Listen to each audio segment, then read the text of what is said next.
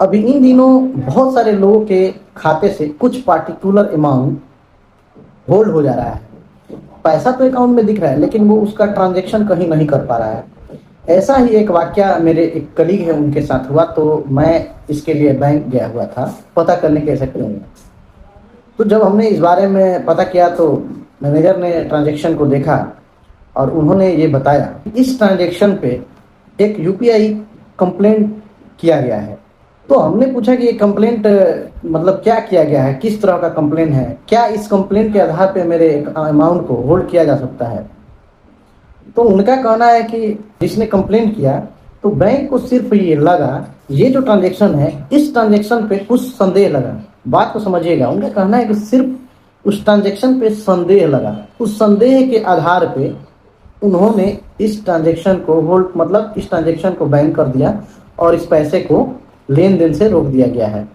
हमने पूछा मैंने किस तरह का संदेह लगा, मतलब क्या है, वो व्यक्ति चोर है, टेररिस्ट है, या कोई इलीगल ट्रांजैक्शन किया गया है, या वह व्यक्ति स्कैमर है, मतलब यह ट्रांजैक्शन कैसा किया गया है। लेकिन इसका जवाब मैनेजर साहब ने कुछ नहीं दिया। तो हमने उस जिसने कंप्लेंट किया था बोला उससे बात किया जाए, उसने ऐसा क्यों किया। तो जब उन्होंने उससे बात किया तो उस कंप्लेंट जिन्होंने किया है उसने सिर्फ ये बोला कि उसे ऐसा लगा इस ट्रांजैक्शन में संदेह है तो उसने कंप्लेंट कर दिया। इसका कोई स्पेसिफिक रीजन नहीं बताया और सिर्फ इस आधार पे ही लोगों के पैसे होल्ड किए जा रहे हैं। हालांकि बैंकों में ऐसा होना नहीं चाहिए। आमतौर पे कोई भी ट्रांजैक्शन तभी ब्लॉक होना चाहिए उसमें अगर उस ट्रांजैक्शन के विरुद्ध कोई कंप्लेंट किया गया हो कि हाँ वो पैसा उसका हो, यानी क्लेम लेने वाला हो।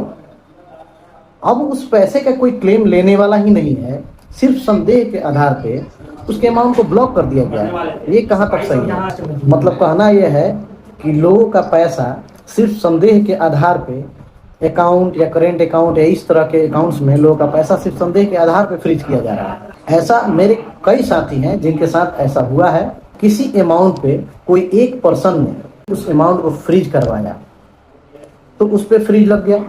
अब सेकेंड ये होगा कि उस अमाउंट को अगर उसने किसी दूसरे को भेज दिया तो वह अमाउंट वहां भी फ्रीज हो सकता है। लेकिन तीसरा ये होगा कि एक पर्सन ने जिस अमाउंट पे लाइन लगा है वहां फ्रीज नहीं हुआ, उसने दूसरे को भेज दिया, वहां भी वो अमाउंट फ्रीज नहीं हुआ, उसने अब तीसरे को भेज दिया। तो वो जो अमाउंट है जिस अकाउंट में जाएगा या तो वो अकाउंट को फ्रीज किया जाएगा या उस पर्टिकुलर अमाउंट को फ्रीज किया जाएगा। लेकिन देखा जा रहा है कि इस पे कोई भी स्पष्टीकरण नहीं मिल रहा है कि इसको कैसे अनहोल्ड किया जाए, क्यों किया जा रहा है। सिंपल सा बात यही है कि कोई भी अमाउंट अगर फ्रीज हो रहा है उस फ्रीज अमाउंट को लेने के लिए कोई क्लेम कर रहा हो कि हाँ ये पैसा मेरा है तो उसको फ्रीज किया जाए, उस पर जांच किए जाए।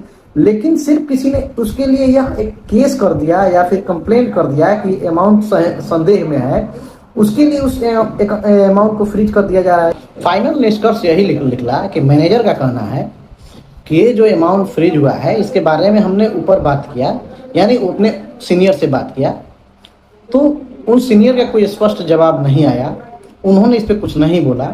उनका सीधे सीधे कहना है कि सीनियर का इस पर कोई जवाब नहीं है। वो बोल रहे हैं कि उनको अपने सीनियर से राय लेना होगा इस पर। अब बताइए, एक मैनेजर अगर ये बात बोल रहा है कि उसको अपने सीनियर से राय लेना है और उसका सीनियर बोल रहा है कि अपने सीनियर से, उसके ऊपर तो आरबीआई या सरकार होगी। क्या सरकार ही नहीं चाहती क्या कि इस तरह के जो पैसे हैं, मतलब कोई भी ऐरा गहरा कोई भी हो, सिर्फ ये कंप्लेंट कर दे, उसको क्लेम भी नहीं चाहिए कि उसका पैसा हो, सिर्फ कंप्लेंट के आधार पर लोगों के पैसे होल्ड कर दिए जा रहे हैं। ये कहाँ तक सही है? आप इस पर अपनी राय बताएं, अपने विचार दें।